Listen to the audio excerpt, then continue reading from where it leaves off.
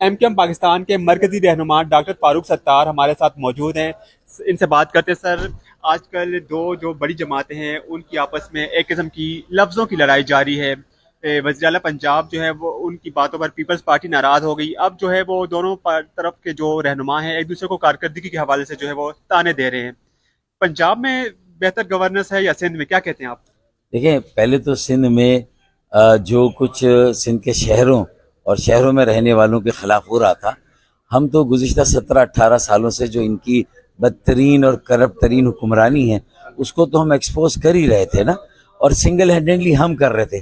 پھر ہم نے سوچا کہ یار یہ اکیلے ہم کب تک کریں گے، تو ہم نے یہ آؤٹ سورس کر دیا ہے حکومت پنجاب کو. اور مریم نواز صاحبہ جو ہے وہ ہم نے ان کو یہ کام دیا کہ اب تھوڑا سا وہ بھی اس سلسلے میں بات کریں، کیونکہ ان کو بھی چیلنج کر رہے. وہ خود کام کرتے نہیں ہیں یہ صوبائی حکومت سندھ کی، اور پھر کسی اور پنجاب کی حکومت کے پیچھے پڑے ہوئے ہیں.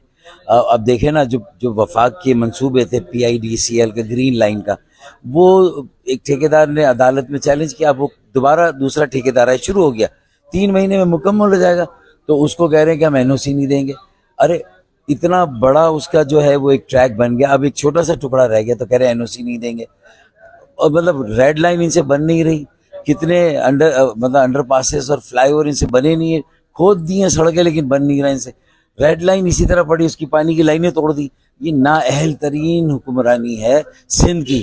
اب اس کے مقابلے میں اگر پنجاب کی تھوڑی سی بھی بہتر ہوگی تو لوگ کہیں گے زمین آسمان کا فرق ہے.